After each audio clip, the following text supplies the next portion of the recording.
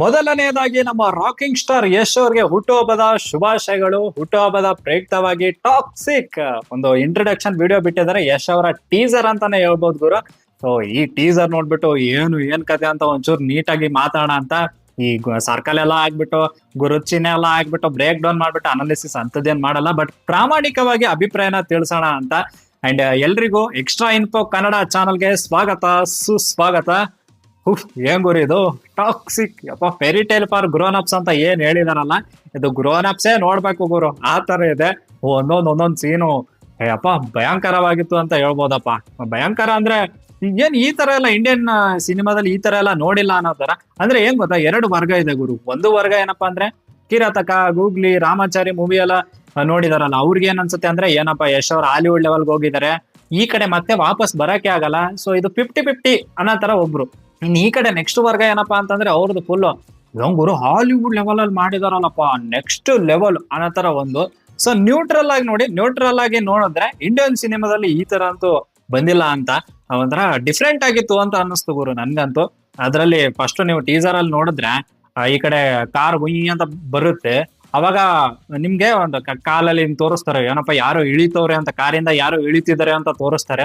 ಅಲ್ಲಿ ಏನ್ ಯಶ್ ಅವ್ರು ಇಷ್ಟು ಸಿಂಪಲ್ ಆಗಿ ಇಂಟ್ರೊಡಕ್ಷನ್ ಕೊಡ್ತಾರ ಅಂತ ಅನ್ಕೊಂಡ್ರೆ, ಅಲ್ಲಿ ಒಬ್ರು ಅಜ್ಜ ಅವ್ರ ಗ್ಯಾಪ್ ಅಲ್ಲಿ ಬರ್ತಾರೆ, ಬಂದ್ಬಿಟ್ಟು ಏನೋ ಕನೆಕ್ಷನ್ ಎಲ್ಲ ಕೊಡ್ತಾರೆ, ಡೈನಮೈಟ್ ಬಾಂಬ್ ಮಧ್ಯ ಗುರು ಅದು. ಈ ಕನೆಕ್ಷನ್ ಎಲ್ಲ ಕೊಡ್ತಾರೆ, ಆಮೇಲೆ ಪಂಪ್ ಎಲ್ಲ ಹೊಡೆಯೋದು. ಕಾರ್ ಒಳಗಡೆ ಏನಾಯ್ತು ಅಂತಲ್ಲ ಅದು ಅದೆಲ್ಲ ಓಕೆ, ಕಾರ್ ಹೊರಗಡೆ ಏನಾಗಿದೆ ಅದನ್ನ ಸ್ವಲ್ಪ ನೀವು ಕಾನ್ಸಂಟ್ರೇಟ್ ಮಾಡ್ಬೇಕು ಅಂತ. ಕಾರ್ ಹೊರಗಡೆ ಹಿಂಗ್ ಪಂಪ್ ಆಗುತ್ತೆ, ಅಲ್ಲಿ ಡುಮ್ ಡುಮ್ ಡುಮ್ ಅಂತ ದಡಬಡ ಅಂತ, ಅದೆಲ್ಲ ನಾನು ಫಸ್ಟ್ ಟೈಮ್ ನೋಡ್ತಾ ಇರೋದು ಗುರು. ಒಂಥರ ಏನೋ ಡಿಫ್ರೆಂಟ್ ಆಗೇ ಇತ್ತು ಅಂತ, ಅನ್ಬಿಲಿಯಬಲ್ ಆಗಿತ್ತು, ಕ್ರೇಜ್ ಅನ್ನಿಸ್ತಪ್ಪ. ಏನಪ್ಪಾ ಇದು ಹಿಂಗೆಲ್ಲ ಮಾಡ್ಬೋದಾ ಅಂತ ಅನಿಸ್ತು. ಆಮೇಲೆ ನೋಡಿ ಯಶ್ ಅವ್ರದ್ದು ಎಂಟ್ರಿ ಆಗುತ್ತೆ, ಅದು ಸೈಕ್ ಆಗಿತ್ತು ಅಂತ. ಅಫ್ಕೋರ್ಸ್ ಒಂದು KGF ಶೇಡ್ಸ್ ಕಾಣಿಸುತ್ತೆ, ಬಟ್ ಇದೊಂಥರ ಡಿಫ್ರೆಂಟ್ ಆಗಿ ಕಂಡ್ರು ಅಂತಾನು ಹೇಳ್ಬೋದು, ಸಕ್ಕದಾಗಿತ್ತು ಅಂತ ಹೇಳ್ಬೋದು.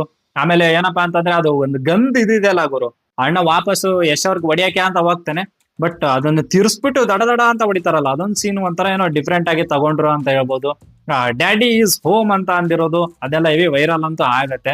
ಒಂಥರ ಏನಂದ್ರೆ ಡಿಫ್ರೆಂಟ್ ಕೈಂಡ್ ಆಫ್ ಟೀಸರ್ ಅಂತ ಅನ್ನಿಸ್ತು ಗುರು. ಆಮೇಲೆ ಇವಾಗ ಇಂಟ್ರೊಡಕ್ಷನ್ ವಿಡಿಯೋನೇ ಈ ತರ ಮಾಡಿದಾರೆ ಅಂದ್ರೆ, ಇನ್ನು ಐದು ಹೀರೋಯಿನ್ಸ್ ಇದಾರಲ್ಲ ಅವ್ರದ್ದೆಲ್ಲ ಬಂದಾಗ, ಕ್ಯಾರೆಕ್ಟರ್ ಬಂದಾಗ, ಆಮೇಲೆ ಪ್ರಾಪರ್ ಟ್ರೇಲರ್ ಬಿಟ್ಟಾಗ ಯಾವ ತರ ಇರ್ಬೋದು ನೀವೇ ವಿಚಾರ ಮಾಡಿ. ಇನ್ನು ಟೆಕ್ನಿಕಲಿ VFX CGI ಅದೆಲ್ಲ ನಾನು ಏನ್ ಅಂತದೇನ ಟೆಕ್ನಿಕಲಿ ಸ್ಟ್ರಾಂಗ್ ಇಲ್ಲ, ಸೊ ಅದ್ರ ಬಗ್ಗೆ ಏನ್ ಹೇಳಲ್ಲ. ಬಟ್ ನೋಡಿರೋ ಪ್ರಕಾರ ನೋಡಿದ್ರೆ ಕ್ಲಾರಿಟಿ ಇದೆ ಗುರು, ಎಲ್ಲದ್ರಲ್ಲೂ ಕ್ಲಾರಿಟಿ ಇದೆ, ಒಂದೊಂದ್ ಸೀನಲ್ಲೂ ಕ್ರೇಜ್ ಕ್ಲಾರಿಟಿ ಇದೆ ಅಂತ ಅನ್ನಿಸ್ತು. ಅದೊಂಥರ ಖುಷಿ ಆಯ್ತು ನೋಡ್ಬಿಟ್ಟು. ಆಮೇಲೆ ಅಫ್ಕೋರ್ಸ್ ನಿಮ್ಗೆಲ್ಲ ಗೊತ್ತಿರಂಗೆ ನೆಗೆಟಿವ್ PR ಅಂತೂ ಆಲ್ರೆಡಿ ಸ್ಟಾರ್ಟ್ ಆಗಿದೆ. ಏನಪ್ಪಾ ಇದು ಬಾಲಿವುಡ್ ಅವ್ರು ಮಾಡಿದ್ರೆ ನೀವು ಹಂಗಿಂಗ್ ಅಂತೀರಾ, ಅದೇ ಸೌತ್ ಇಂಡಿಯಾದವ್ರು ಮಾಡಿದ್ರೆ ಅಂತ ಹೊಗಳ್ತೀರಾ. ಯಾರಾದ್ರೂ ಮಾಡಿ ಗುರು, ಸಕ್ಕದಾಗಿ ಮಾಡಿದಾರೆ ಅಂದ್ರೆ ಹೊಗಳ್ಬೇಕು ಅನ್ನೋ ತರ. ಆಮೇಲೆ ದುರಂಧರ್ 2 ವಿರುದ್ಧ ಇದೆ ಅಲ್ವಾ ಇದು, ಅಂದ್ರೆ ಎರಡೂ ಒಂದೇ ದಿನಕ್ಕೆ ಬರ್ತಾ ಇದಾವೆ ಮೂವಿ, ಸೊ ಅದಕ್ಕೆ ನೆಗೆಟಿವ್ PR ಆಲ್ರೆಡಿ ಸ್ಟಾರ್ಟ್ ಆಗಿದೆ ಅಂತ ಅನಿಸ್ತಾ ಇದೆ, ನನ್ಗಂತೂ ಆ ತರ ಅನಿಸ್ತಾ ಇದೆ. ಬಟ್ ನೋಡೋಣ, ಇನ್ನು ಬರ್ಬೇಕಲ್ಲ, ಇನ್ನು ಎಲ್ಲ ಕ್ಯಾರೆಕ್ಟರ್ ಎಲ್ಲ ಬೇರೆ ಹೀರೋಯಿನ್ಸ್ ಎಲ್ಲ ವಿಡಿಯೋ ಬರ್ಬೇಕು, ಅಂದ್ರೆ ಕ್ಯಾರೆಕ್ಟರ್ ಏನೇನಿದೆ ಅದ್ರ ಬಗ್ಗೆ ಎಲ್ಲ ನೀಟಾಗಿ ಬರ್ಬೇಕು.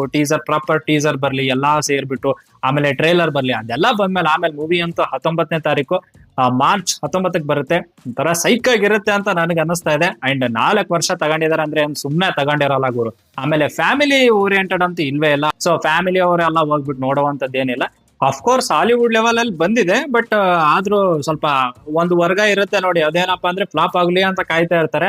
ಬಟ್ ನನ್ನ ಅನಿಸಿಕೆ ಏನಪ್ಪಾ ಅಂತಂದ್ರೆ ಒಂಥರ ಡಿಫ್ರೆಂಟ್ ವೈಬ್ ಅಂತೂ ಕೊಟ್ಟಿದೆ. ನೋಡೋಣ ಏನಾಗುತ್ತೆ ಏನಿಲ್ಲ ಅಂತ.